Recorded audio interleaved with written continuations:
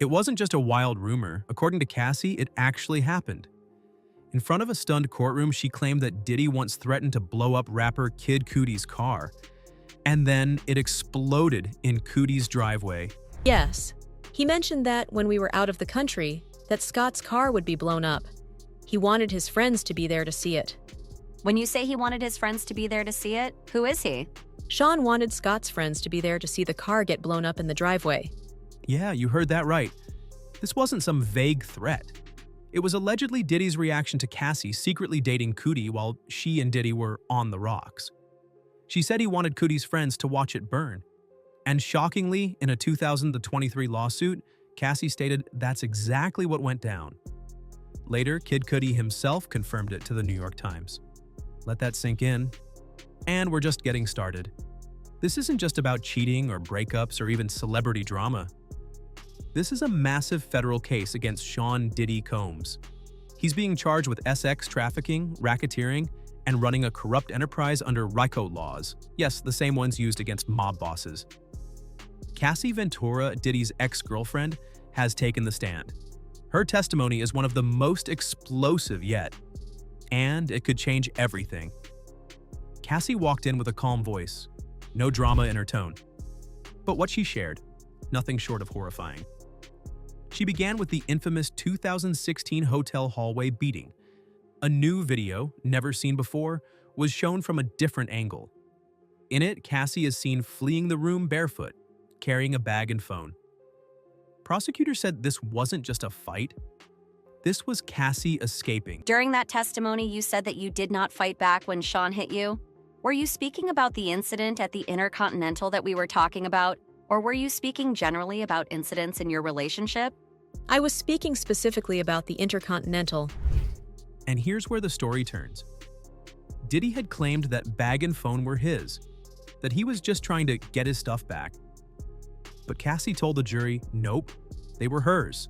That changes everything. It wasn't him retrieving items, it was him chasing her. And guess what?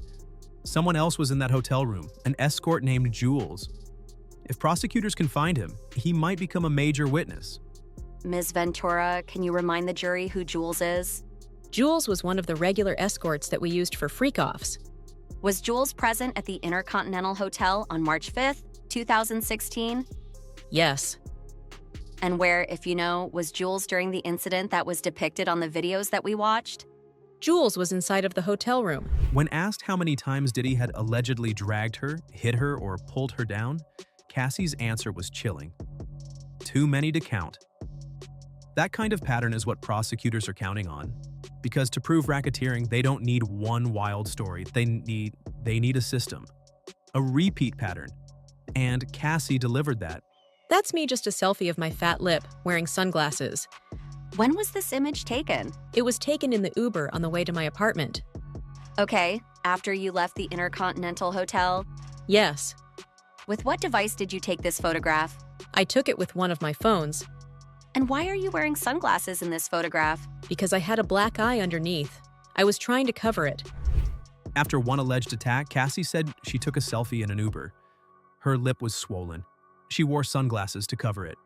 Then she texted Diddy, I have a premiere on Monday for the biggest thing I've ever done, with a fat lip and black eye. Not only that, 2 days later, she appeared at that movie premiere with bruises still visible on her body. She says the bruises on her thighs couldn't even be covered with makeup. These aren't just stories, these are real photos, real texts, and real pain. Jurors were also shown pictures of the aftermath, smashed vases, dirt smeared on hotel walls, and destroyed rooms. Cassie testified that Diddy kept messaging her after the incident. Messages like, "You're going to abandon me? The cops are here. Put a robe on." Prosecutors say these aren't just random texts. They're attempts to control the narrative, to make Cassie protect him, to possibly obstruct justice. Who sent this message? Sean to me. What does it say? Call me now. And, Ms. Gavin, can you enlarge the messages on page 7, please? Ms. Ventura, can you read these messages? Call me. The cops are here. You're going to abandon me all alone. Call me, please. And it didn't stop there. She testified that Diddy even came to her apartment that night, banging on the door while his assistants warned her he was coming. Let's talk about the videos. Cassie said there were tapes, dozens of them, recorded during what she called freak-offs. These were Group SX sessions, often involving escorts that she said were organized by Diddy. She identified herself in 13 different clips. One was hidden inside a Balenciaga boot at Diddy's mansion. Prosecutors say the fact that these tapes were saved, backed up, and hidden shows planning, it shows structure. Why is that important? Because racketeering charges rely on proving a well-run operation. And according to Cassie, Diddy once threatened to leak one of those tapes. Blackmail materials would be actual videos, freak-off videos, even just other embarrassing videos. Me drunk, anything that would make me look not great. When, if ever, would Sean mention the freak-off videos to you? He would mention them when he was upset about something. It was just a pretty common thing. The pain wasn't just emotional. Cassie described the physical toll those years took.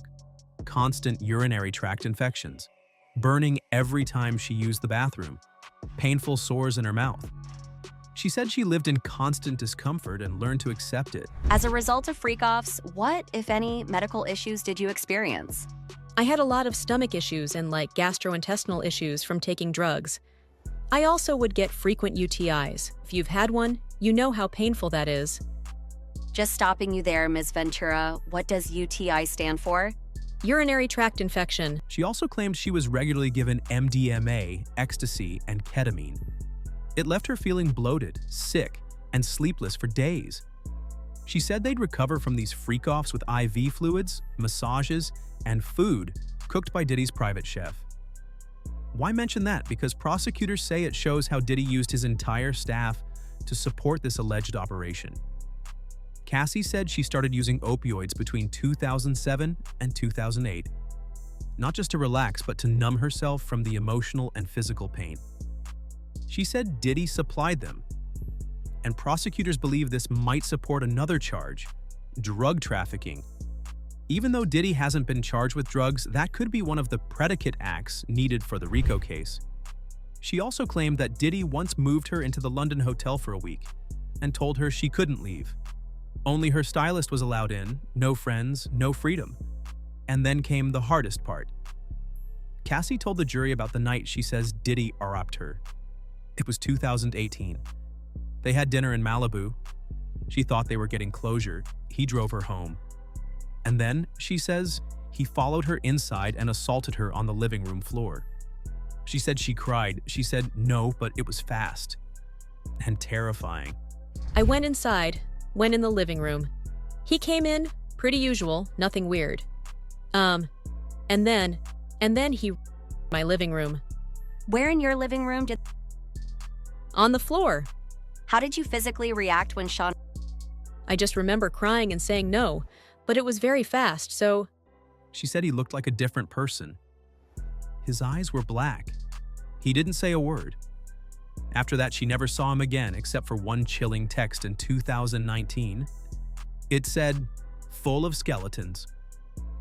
She took it as a threat, a reminder of the tapes he had of her. Toward the end of her testimony, Cassie revealed something brand new.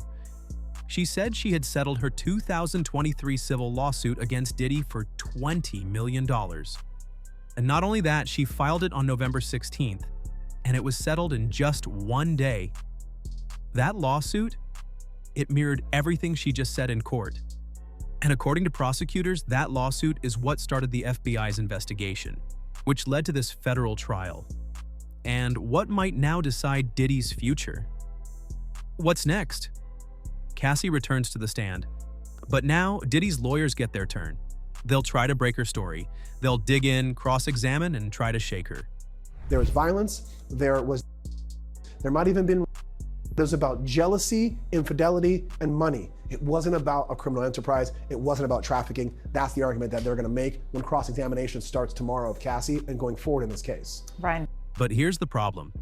Cassie was pregnant during one of the alleged attacks. Yeah, pregnant. That makes it even harder for his lawyers to play tough without looking like bullies. And after 2 days of brutal testimony, it won't be easy to undo the damage.